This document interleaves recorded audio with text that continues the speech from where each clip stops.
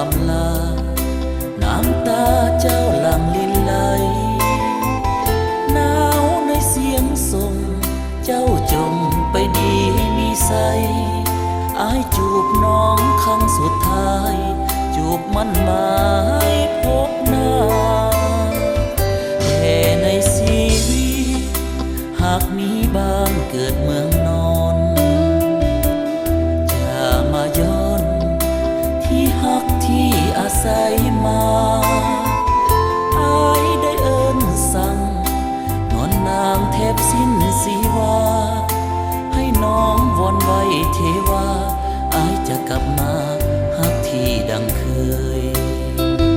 จูบครั้งสุดท้ายฟังจีบบ่เคยคิดเลือนจูบนั้นติดเหมือน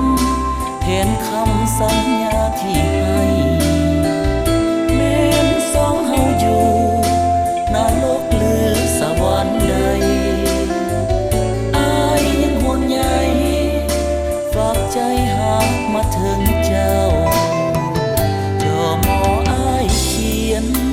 จากใจแน่วแน่ว่าจะส่งมาหาแก้วตาไว้อ่านยามเหงาอายยังฝันใฝ่จูบหักอันซึ้งแผ่วเบาผ่ากลางสายลมแสนเศร้าจูบสองเจ้าขออย่าลืมกัน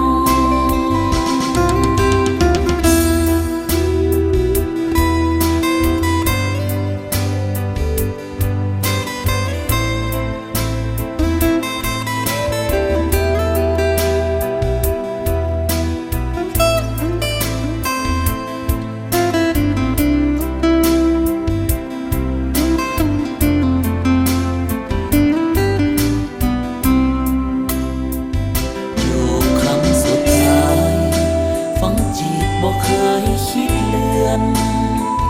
จูบนั้นติดเหมือนแทนคำสัญญาที่ให้แม้นสองเฮาอยู่นรกหรือสวรรค์ใดอายยังห่วงใยฝากใจหากมาถึงเจ้าจอมออายเขียนจากใจแน่วแน่ว่าจะแก้วตาไว้อ่านยามเหงาอายยังฝันใฝ่จูบหักอันซึ้งแผ่วเบา